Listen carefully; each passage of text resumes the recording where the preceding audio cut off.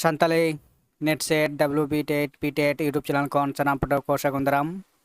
आरो तेहन दबन मिटटांग आषाढ़ बिनती अनोड़े पुथि रेना आर मिटटांग अनोड़े ओकाचो ओकाचे हापेन अनोड़े तेहन दबन पढ़ाआ आर ओना तड़ा तबन गलौज गोटाया नोआ अनोड़े हो ग्रेजुएशन रेना सिलेबस रे 4 सेमिस्टर रे जहां अनोड़े को मेना आकदा ओना को मुद्रे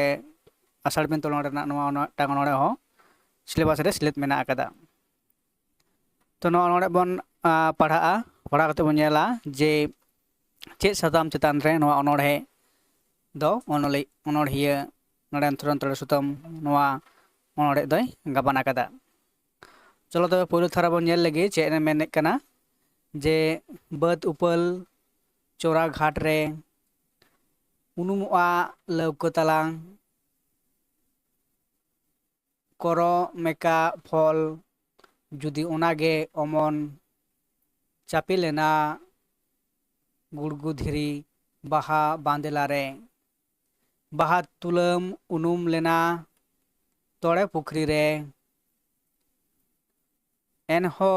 गोगर सालो सोआलांग सड़क निश्चिंत तिमिन चो सनागिन ओकारे मुचद दोसार थार सरिकाना पहा पोहो लबिद लिबिर चांदो पेल सरिकाना मार्शल लिकिर चेड़े रुली अनाताड़ांग चिकर रावाल चुमन होय रे तासी एतांग अरवाल सरिकाना तिकिन तेरांग रथ तारासिंग तायाना तनाड़ाम उगदस आठ सरिकाना तुदेरा गुतरुत साहेद सरिकाना हानासुर आनानचुर सेद मेना आन्युहुम निदे अम्बार्स तुनुम न्यूज नरम तुलम होयतो मोलो चांदो तेरदेज तयाय होयतो इपिल बाहा लोगोत लुमाम होयतो मेनाआ उनी आर हो जहाना जतो किछु सनाम सला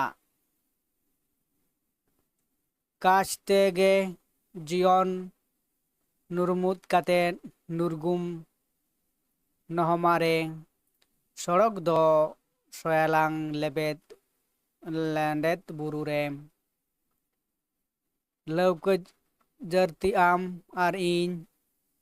समुद्री पतप आप हास हसली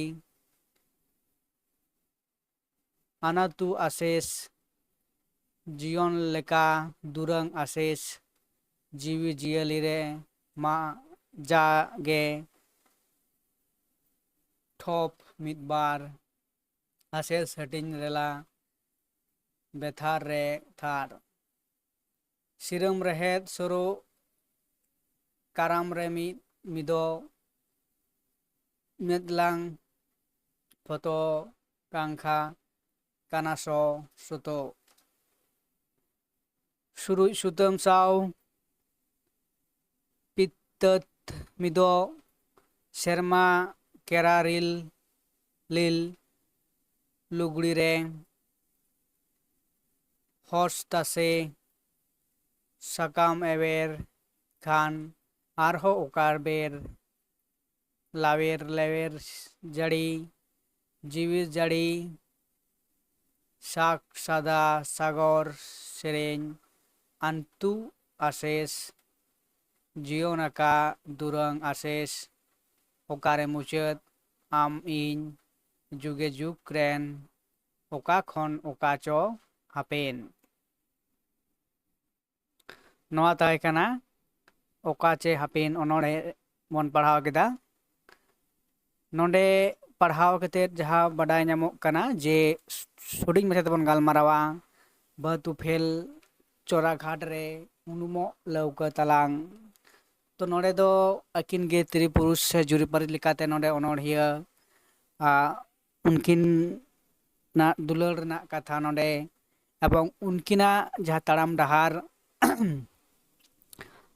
उनकिना जे दुलार दरिया रे लौका तेकिन पारमोग कना आर उनकिन ओका रेकिन चलाआ नुआ दुलार रगे उनुम डुबुनोग कना खातिर उनकिना तायम दाराम रना जीवन घारंज ओका रेकिन बितवा आर ओका लेकाते उनकिना जीवन नायते सुलुकते निरैते पारमोग तकिना ओना रेना उयहर भावना रे से उयहर रेकिन उनुम आकाना ओना उनकिना कथा गे अनोढ़िया नोंडे मेन सदर अकादाय अनोढ़े तलाते उनकिना जहाँ सेता आयुब एवं उनकिना जहाँ चितर नोंडे अनोढ़िया नेल नामदा नोवागे मिद कथाते लय गानोआ। तो मा एनखान हुडिंग मात्ते नोवा अनोढ़े नोंडे बन पढ़ाव किदा आर बन बाडाय किदा जे नोवा अनोढ़े दो ओका लेकान अनोढ़े काना।